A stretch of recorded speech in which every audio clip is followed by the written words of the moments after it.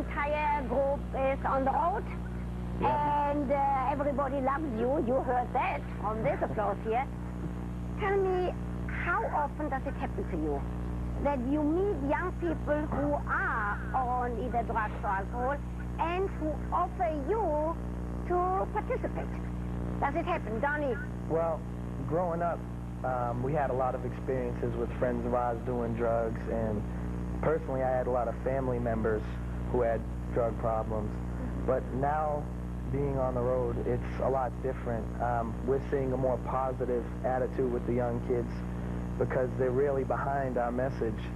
And we run into a lot of people who say that they're off of drugs now because of us and other young kids who are trying to be positive. So that makes us really happy and really proud. Yes. Danny, how do you say no when somebody says, here, you are such big stars, you ought to participate? Well, when we were growing up in the city, we always said no. You know, back in the days when we weren't famous and it was just us 5 guys together, we always said no. So now it's even easier because we're seen as role models, so we accept the responsibility and we just say no. You had a question. Yes, I'm a big fan of the New Kids on the Block, and I want to know what groups the New Kids are currently involved in that stop drugs.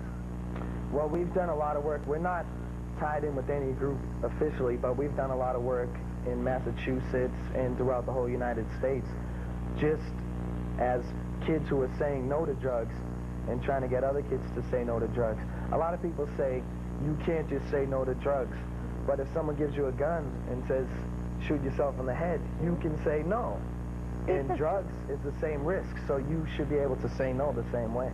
Did the two of you ever say goodbye to a friend who used drugs and you said that I just don't want to be associated with them? Yeah, there used to be a joke when we were young. Some of our friends used to call Danny Do Good Wood, because he used to always say no to drugs and stuff like that. But I noticed growing up that we used to try and make not doing drugs cool.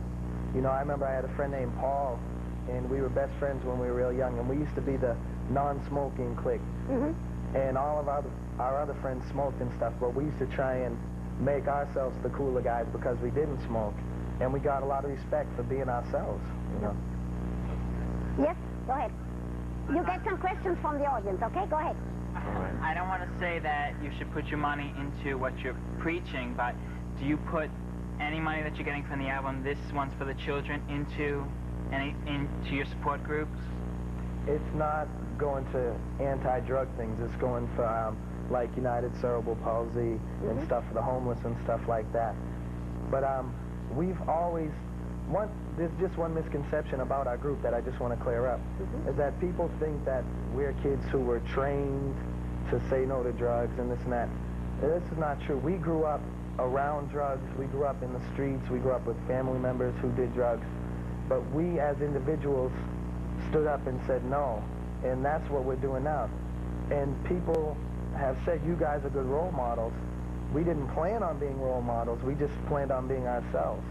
But we're ready and willing to accept the challenge of being role models, which is easy for us because we're just being ourselves. And because everybody in this audience certainly loves you. I'm going to ask you a question about sex, the two of you.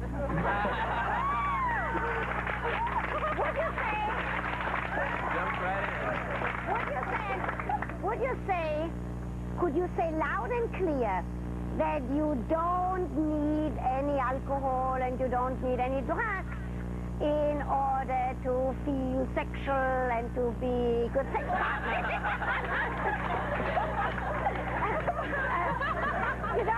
You don't have the answer. I see the answer already. Yes, you have a question. Okay, here's a question for Tempest. Go to the wedding, you blocked out people that were drunk and you didn't see it, or you just didn't know? I think that, I mean, I've been in a hotel room with my mother, actually, and she got up out of bed and she said, can you smell that? Groups that you're speaking about, none of them are, like, in the area where I live, and I would like to know, like, where some of them are affiliated, because, you know, I'm interested. Okay, we'll get you that, what she means is some of the groups that are working towards Yes. People not... Okay, we'll get you an address right after this show, okay? You. Okay. This question was to Craig. Craig? I'd like to know, how do you feel about yourself now that you don't take drugs? The two of you over there. Is it easier for you guys to say no to drugs now than it was back then? It is hard for some people to say no to drugs, but I mean, we're around drugs even less now.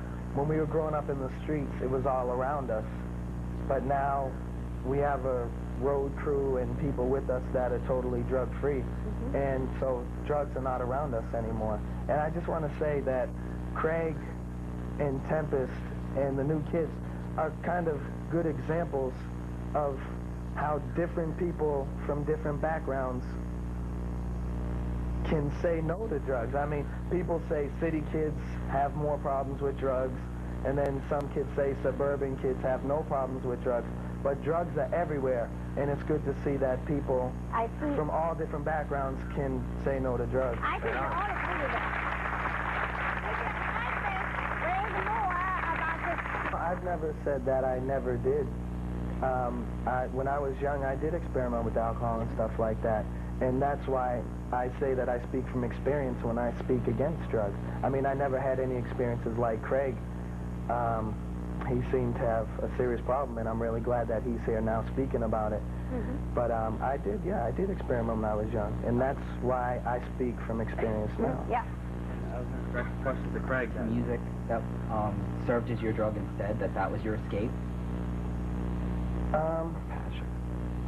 It was more of a passion than an escape. I don't really think we were trying to escape anything, but music is a good way to get away from drugs or any negative thing.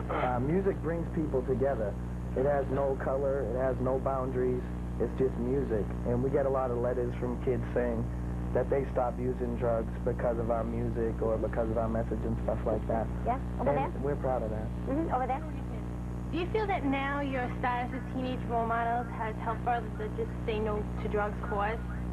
Excuse me? We talked about that, that you are role models, and that maybe some people are saying, look at the new kids on the block, they don't need it. Over there, yes, this young man. This is for Donnie. I think this is one of the unfortunate things about drugs, is that kids want to experiment with everything in life. And one of the things I always say is you always have to learn the truth about something before you judge it. So you could kind of say I'm a hypocrite if I say no to drugs, because I'm telling you to judge it without experimenting with it. But it just happened. I mean, when you're young, it's there, and you know, it's there for everyone, every age. But I mean, I just tried it. I didn't have the willpower to not try it. But over now, there in the block, over there, yes. Craig, other members became involved in drugs. That would ruin the whole image of what you're trying to...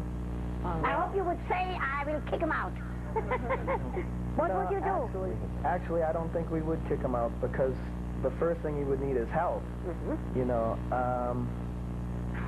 would you report them to somebody for help? We would probably try and get him help, put him in a rehab center or something, but to be honest, I don't think that would ever happen with us 5 guys, because we're as one, all 5 of us together. Yeah, one more question here.